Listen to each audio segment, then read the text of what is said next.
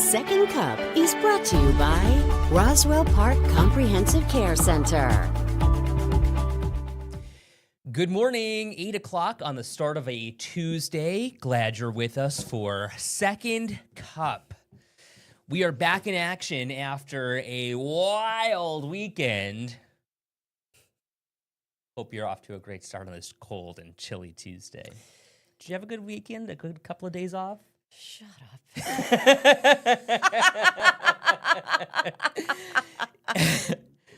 It's funny because I didn't actually say anything about your weekend. But tell us all what happened. My entire family got very ill. KO'd. Done. Knocked out for the count. Yeah. Oh, man, it was Not good. not good. We're all better now. Thank goodness. Everybody's better now. Well, okay, but you're not alone either because I was talking to Kelsey. Yeah. You know, my friend Kelsey from Jamestown. Yeah. Kelsey sometimes God, she had it too. joins us here. Well, it was her whole family too. Yeah. So Nora was sick, and then, you know, she's like, oh, we're going to have a girls' day today. This was maybe Friday. And all of a sudden her son wakes up and just barfs everywhere. Gotta love it. I mean, everyone's being hit with this stuff right now. So apparently it's really going around. I've talked to a couple of my friends too, completely unrelated, like to us and our situation, like completely, haven't seen them forever, right? And like everybody, yeah. I don't know if you got kids in your life, but there's a lot going around everywhere right now. Keep them in a bubble. It's impossible. It's impossible. How do you do that? I don't know. Ask Bubble Boy. I have no idea. I mean, you know that if I could, I would. Right. You know me. But yeah, it was not an easy weekend. Ugh. It was a lot. Well, I'm glad that you're feeling better. You know what sucks about that? What? You had such good plans for Friday. I know. I feel so bad. Why do you feel bad? No, okay, this is why I feel bad. Because I'm reading the baby books about Christmas, or I'm singing Christmas songs to him because, like, I had to do some entertaining this week, so we put in a lot of Christmas songs. And, like, I told that I'd be reading a kid's book, and it's like, the stockings are all hung on the mantle. And then I'm like, except at our house because Mommy hasn't had a chance to do that yet. Because everybody's been so sick. And then I'm like, the tree is covered with sparkly lights, except at our house because the Christmas tree isn't up yet. Oh, I love the commentary. I mean, like, he doesn't know what's going on, thank God. But, like... Oh, God. You can't put that kind of pressure on yourself either. I said to my mom yesterday, listen, everybody was so sick. I said to my mom, we are just going to, I'm going upstairs. I'm finding the Christmas decorations that I really love. Those ones are coming out this year and the rest are just staying. Because we got a big playpen too. Right. Like there's too much stuff. It's and so much not easier enough that way. space and not enough time. Remember I was going to do all my Christmas cards? That's my point. I was going to do all my Christmas cards on Friday. I was going to get them all. They're sitting in the box. They're never getting out. Wait till next year. A birth announcement, forget that. It's going to be a 2-year-old announcement. Put a new picture over the old ones. So funny. But needless to say, I'm glad to be back now. It was... Connie says her Christmas tree isn't up yet Great. either. So you're not alone, Catherine. And I can say, but not at Connie's house either. This is how Katie was feeling. A little green the last couple of days. A little? Yeah. You guys, whatever's going around, it is no joke. It is no joke. MB, how you feeling? Oh, my God. Bring him over here and take all your pictures. Thank goodness we got stuff up early. No kidding. Yeah, if you guys like green on me, right? Hello. You should have seen me the past few days. Jason says, I like the green dress on Katie and the green tie on Ed. Thanks, Green's my guys. favorite color. Green day. Well, long story short, it is what it is this time of year, I think. You're just... So Michael Schwartz comes in yesterday, and you know how much I love giving Michael a hard time because I absolutely adore him. Like, I love Michael because I just think he's so great. And, he's just so funny. He is funny. He's adorable. Yeah, he is. But he comes in and he's got like a sniffly nose and right. And I'm like, Michael, are you sick? He goes, no, it's December 9th. I've got a runny nose. And I'm like, so you're sick? And he got so mad. It was kind of funny. Remember that thing that you sent me on Instagram? It said something like, this Christmas, one of your 2-year-old like relatives will try to hand you a cookie. Oh, yeah. It said, it's important you don't take that cookie because it's not a cookie. It's the flu. Right. And I thought of you when I read that. I was dying. I was like, yep. Oh, Alana's here. Hi, Alana. I love you, sweetheart. Hi, Alana. Good morning. Oh, Alana and Adriana are going to have a good Christmas. So are Vincenzo and Rosalie. Uncle Ed did some shopping. Love being Uncle Ed and Uncle Russell. Diane says, oh, God, I've had that sore throat since Thanksgiving. And Diane has a lot of grandkids. I think there are 4 of them in one house. Yeah. That's a lot. So you want to talk about a cookie infested with flu. Yeah. Oh, my gosh. I'm telling you. So funny. Barb says. It's hard when they're little, too, because, like, A, you can't really just, like, rest. Right. But B, you feel so bad for them. I know. That's tough. Yeah, it's a lot. Barb, I feel bad for you, Barb. Just a few Christmas things up. I'm just not feeling it. You know what? Some people are just like that. It took me a little bit to get into the Christmas or Hanukkah spirit. I'm not going to lie. I got to tell you, I'm doing the things. I'm not quite there. Yeah. Because we were so knocked on our butt this Sure. past weekend, to put it politely. And I wanted to go to, like, the little tree to see at Hurdle. I wanted to go. Yeah. No. Well, it feels We'll like get there. the holidays right now. It is so cold outside. 8 degrees in some places. Take a look at the forecast here because I know some people are wondering if it's going to warm up. Here you go, Connie. Yes, the warmth comes Wednesday. Right. 6 degrees. Yay. So, yeah, it's going to be a doozy. Tomorrow's going to be a little messy. Aaron's been tracking this for us, so make sure you're checking in with him tomorrow morning. I want to talk about my budget story that airs tonight at 6 on WKBW.com and, of course, on Channel 7. Buffalo, as we know, has a massive budget shortfall. We're talking a massive shortfall of at least $50 million. And so much of that money should be in our reserves. We have nothing in our reserves right now, is what Sean Ryan is saying. We should have $50 million. We got $0. So who's to blame for all of this?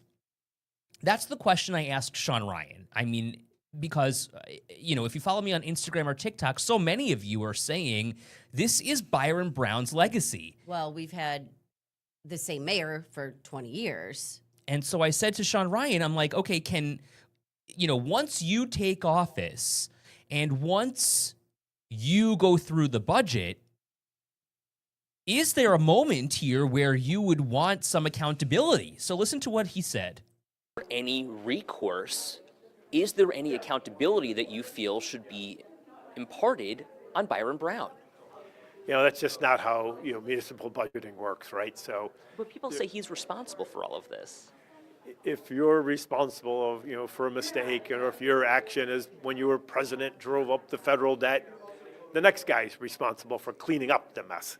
So I'm the guy who's going to come in with the broom in the dustpan, and I know that there's a big mess that I'm inheriting. We made the wrong financial decisions starting in 2012 With Byron Brown.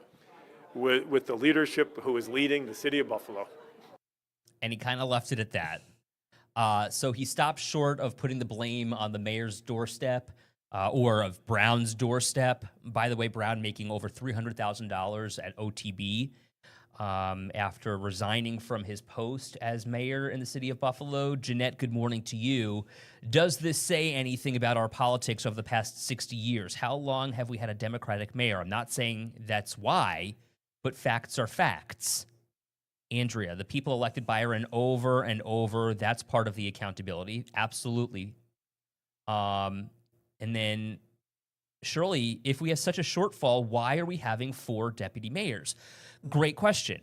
And so what Sean Ryan said is that the way this all shakes out is that they're going to basically, through attrition, save money because they're going to streamline the processes and redundancies and get rid of the redundancies in City Hall.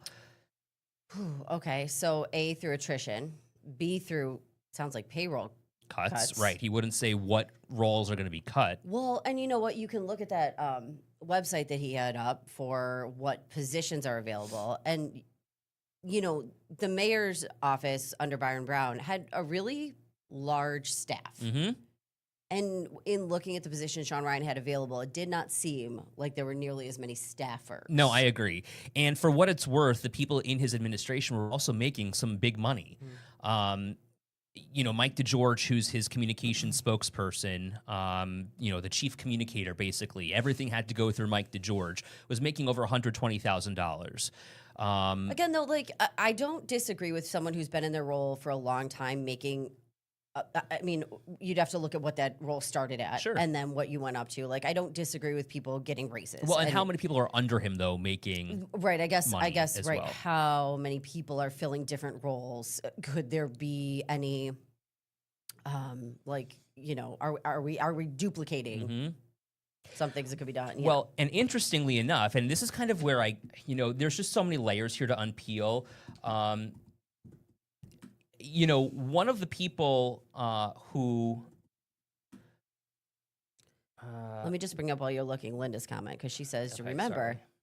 the mayor puts things to his cabinet or whoever, city council, and they vote on what happens. Yes, the mayor makes suggestions, but others have to vote on it. Right, absolutely. And, it's the common council also that is partly to blame. Right, the people who rubber stamped the budget for all these years allowing this to happen. So it's the mayor who proposes the budget, the common council who doles everything out and approves it. So there are so many layers. What I thought was really interesting here too, when you kind of take a look at like what's actually going on in Brown's administration, it was so interesting how this timing just happened to work. Brown leaves office. One of his deputy mayors, Rashid McDuffie, just happens to run for election for a city court judgeship. And guess what? Wins. Well, but also was elected. Unopposed. Or if it was maybe not unopposed, but it was like select 4. And there are 4 running. Right. But that's not his fault. Other people could I'm just saying. Certainly run. Yes, absolutely. But the way partisan politics works... Right. Yes, sure. It's interesting. I mean, one of his deputy mayors, what did the deputy mayors even do under Brown's administration? The guy showed up and said, "Good morning, everyone." Come on. He might argue that he did more than that. I'm sure he would argue that. He's a judge. But anyway, you can see my full story right now on WKBW.com. It's there in full. So much of this budget problem comes from like overtime in particular, right? They're 80% over budget when it comes to police and fire. That's a lot. I spoke with Mitch Nowakowski, who says, in particular, we got to do something. It's just not sustainable. There's always a battle between overtime and staffing. Right. And I think that it's a seesaw, right? Because if you don't have enough staff members, people are going to have to work overtime. Right.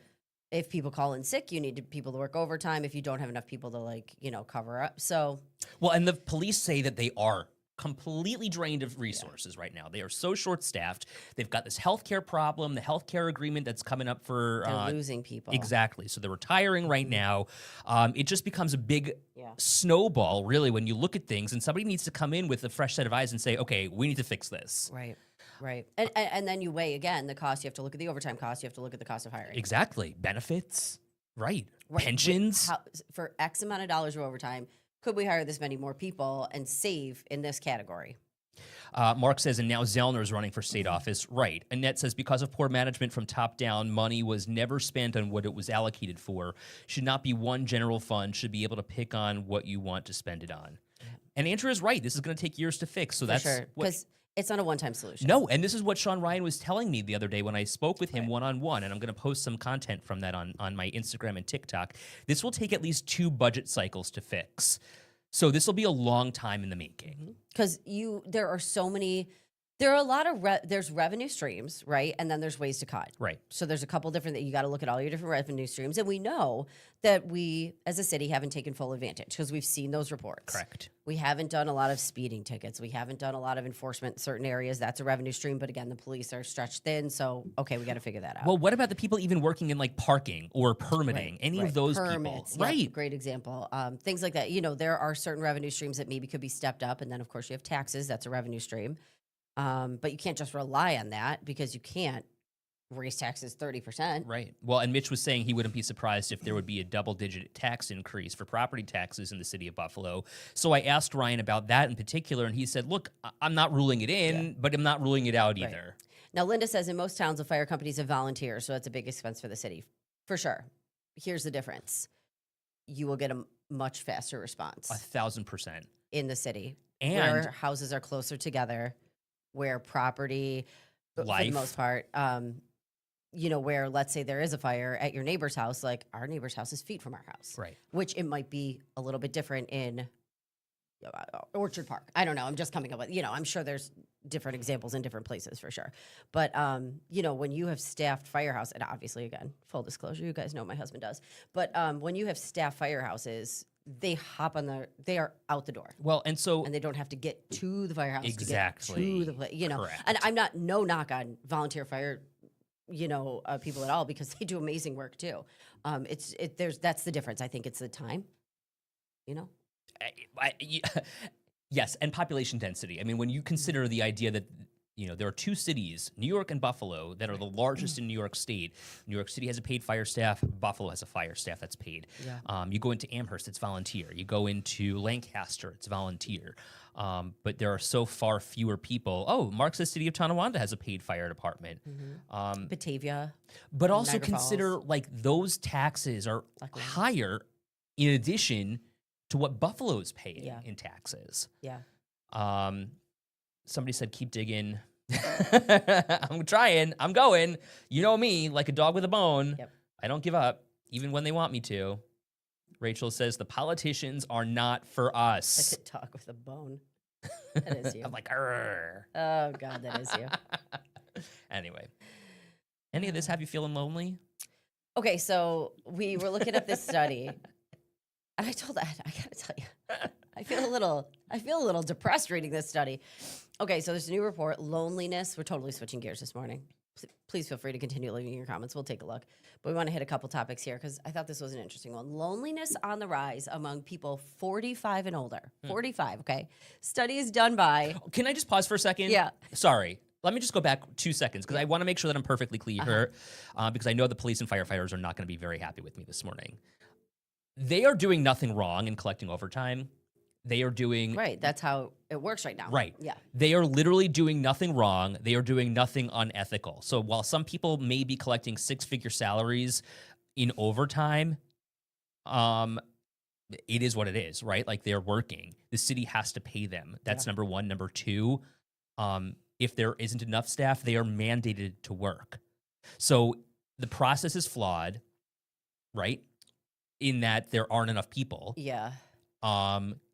But because of their collective bargaining agreement, they are given this overtime, and the people at the top are given it first versus the people at the bottom. So they are doing nothing wrong. I want to make sure that is just perfectly clear. Sorry. That's okay. That's just, and that's just how it goes. When you don't have people to work, you need people to work. Exactly. We see it in prisons a lot, There you go. Creates dangerous situations. All right, so loneliness on the rise as we switch gears. Sorry. That's okay. Okay, so this report shows people 45 and older, loneliness is on the rise. And they looked at people in their 40s and 50s.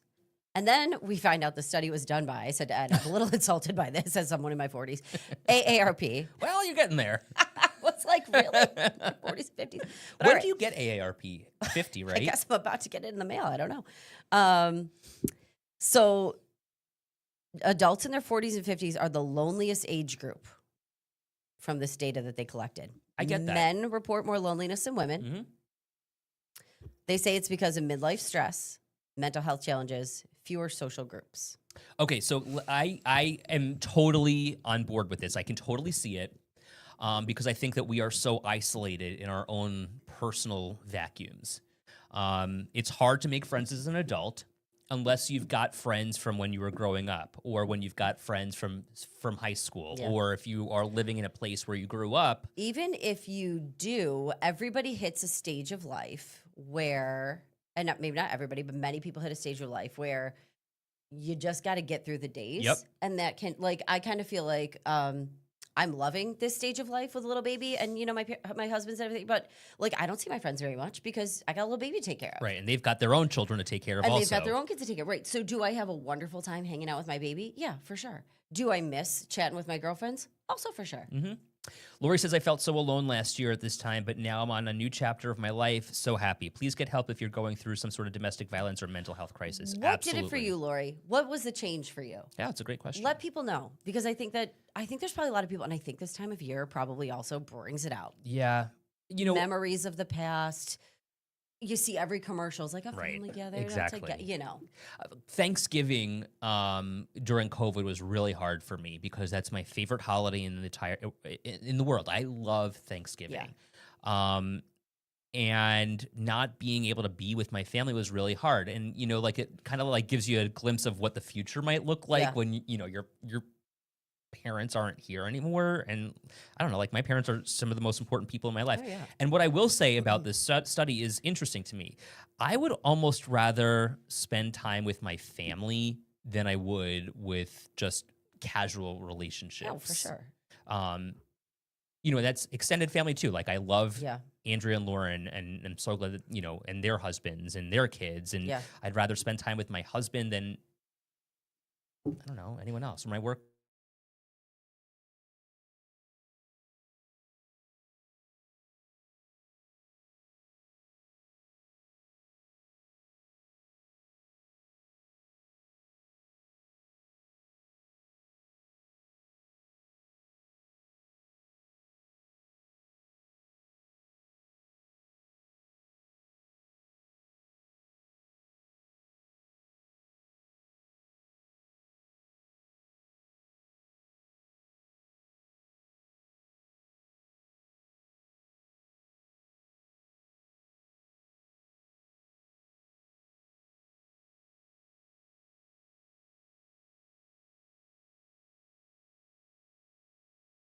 Parents were friends with, double trouble. Hey.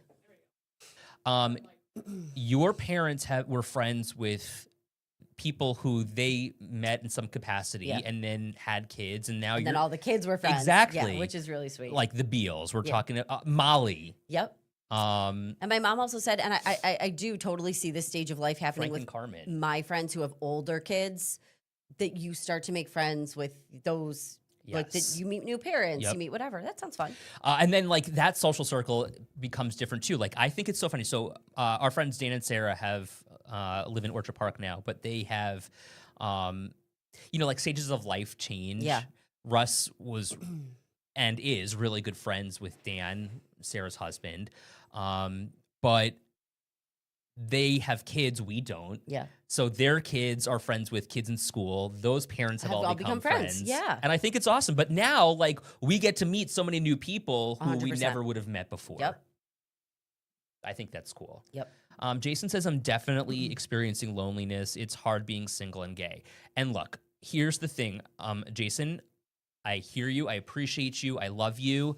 We're all here for each other, right? Like, I think it's hard when you're part of that kind of a community to find your space when you feel like you don't belong in so many others. I can also say from experience, it was hard being single and straight sometimes. Well, there you go. Because you hit a point where you're like, how is everybody? Whatever. And Wouldn't know. And I do think this time of the year is trickier because we're inside more. Right. Like you're less likely to go do something when it's 8 degrees outside, right? In general, I think that we can all just kind of agree on that, Well, right? and surely, yes, exactly. Like that's why we have created this place, this community of sorts where everyone comes together. We have an exchange of ideas. And we're able to support one another, uplift when times are tough. Like Connie's got a million knee surgeries. I don't know what's going on with your knees, but you got to get them fixed, Connie. But we're here to help. We're here to uplift. Right? She got bad knees. Thank God Ed's here to put all of this in perspective. Oh my God. But yeah, it's a This is great really community. sweet, Cheryl. I like that. There's somebody out there for everybody. You just have to be patient. It's true. And I'll tell you, like it happens when you least expect it. Yeah. Yep. Like, I don't want to blow your spot, but I'll tell you what happened to me. Blow my spot. Well, I don't, like you got flowers one day and you're like, oh, wow. Yeah. Yeah. Like, They were from Paul. Okay, right. just, At a spin class, I met Russ. I happened to meet Russ at a spin class. yeah. Who was your And- one mutual friend? Loren. No. Well, you. Oh my God, before anyone else, I know. Oh my God, you're right. It's so true. Different circles, and I knew Russ actually before Ed. Oh my God. So funny. And so I texted Katie and I'm like, oh, Who is this guy? yeah. Oh, you're friends with him. I'm like, how do you know him? I'm like, what? No one else on my I always friend group liked is him. friends. I'm like, he's a really nice guy. So funny. Yeah. He was so quiet when I knew. Like,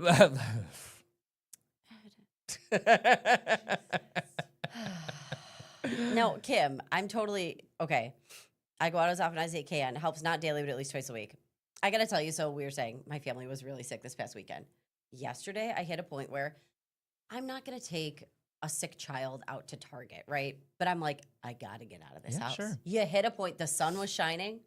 I put that baby in a snowsuit. Oh my God, that picture was so He looked cute. like the kid from the Christmas Story. He was like this. And I'm like snapping him. He was crying while I was snapping him into the stroller. I go, I promise you're going to like it once you're in here. He's Yeah. like, "Ugh." And then I got him in and I took the stroller. It's actually a running stroller, but it's got big wheels so it could go through the snow. I'm like, this is going to work. I've got the dog. I've got him. And he was happy as a clam. Of course, you're outside. You You're getting gotta fresh get it. air. And I know it was cold, but I had this kid bundled. He looked ridiculous. You gotta do it. But like, Kim is so right. Sometimes just getting outside for a walk in the sunshine, like yesterday, I felt so much better. It boosts your mood. I also feel like you sleep better. Can if I you get also say outside, this? Like, that fresh air. there are so many apps that are so helpful too to kind of give you an idea. And I'm not talking like dating apps. I'm not talking like, I'm not talking like hookup apps either. I'm talking like real like Appetizers. no, yeah, food. I love food. But there are like, if you want to get involved with something, like you find a niche, you find something or a community group here or there that is doing what you There- have an interest in. I think too, like volunteering gives you that. Also, like sometimes it's even more than you expect. Yeah, absolutely. Like, we both started volunteering with like different organizations. The next thing you know, you're like, wow, I bit off more than I can chew. Yeah. But like Keeps you busy. sometimes that's what you need. It really keeps you busy. It keeps you engaged. You're learning different things. Well, it gives you new skills too, right? 100%. I love that. We've been doing our job for a long time and we're always learning new things here. But I do think that at times when you want to learn something new, reach outside of what Right. you know. And so like I learned a lot, being the president of the BBA. Like How to handle people. Yeah, and just different things that you don't use on a day-to-day here. Sure. It's not that you can't do. You just don't have them in your day-to-day. Heather says, I've joined clubs that have the same interests that I do. It's the best way to meet people. And that's it. Totally. That's what I'm saying. Volunteering, Gina says, is great. If I didn't have our weird schedule, you want to know what I'd 100% do? You'd work at the shelter. The animal shelter? Yeah. Yeah, of course. But like, what would I do for fun one night a week? You would learn how to make pasta. Actually, sounds fun. I would join a bowling team. Oh, great. I love bowling. You could be on it. Yeah, Are I you love good? bowling. I used to bowl in a league. What was your average? I don't remember. This was as a kid, but Are you good? I used to have a bowling ball. I Yeah, used to okay, you have had my your own ball? Yeah, Okay. oh my I God. did I had my too. own shoes. My dad bowled when I was younger, so I thought it was the coolest thing in the world. Thank you, Mom. I love bowling. It's the Polish in me. Do you know what? No, I don't think so. I mean, like I used to bowl every Saturday morning. Me too. And it was great. We used to get a donut. Actually, no, I should tell. I hated it after a while because I feel like I don't know, it just got too much. Like it took up Saturday mornings, and I was like, I just want to do something right, else. we did it for a long time. I really loved bowling because I was actually really good. I know. Well, and that's the other thing. You know me. Like I hate things that I'm not good at. I hate things I am not good at. I just love bowling. Like skiing. I hate skiing, Yeah, well, you've only skied like twice. and I'm not good at it. You're never going to be good at something I doing know. it twice. Jeanette wants to join a crochet club, so if anyone knows of one, let her know. Tina says, I started taking elderberry. Let's see if it helps with the sniffles. Very good. Listen, if you know our friend Paula D'Amico? Yep, she's been on the show multiple times. Yeah, she makes her own elderberry. Sure does. So cool. Yep. She's got her own little business called Blessings by Nature. Look her up. Oh, foster kittens. Oh, Tina loves bowling. see, we're not alone, Ed. We could start. Oh my God. Well, tell us more about this. You got 30 seconds. She's right. So if you like had a certain average or whatever, I can't remember how we got into it, but like you got to bowl on like the cable access channel. Oh, okay. And I absolutely choked. Oh no! I choked. I couldn't handle the pressure. I was a really Years good book. later, she'd handle the pressure. Oh my God, my parents talk about it all the time. And they're like, remember when you're on TV? And we're like, yeah, Oh, choked. God. It was a daddy-daughter bowling too. So I took my dad down also. Oh, Sorry, Dad. no. I choked. I got better on TV as time went by. Yeah, hello, welcome. The pressure. I was like 9. Oh my God, so funny. So funny. All right, we gotta go. Thanks for being with us on a Tuesday. Appreciate you. Have a great day. Lord. Bye, guys.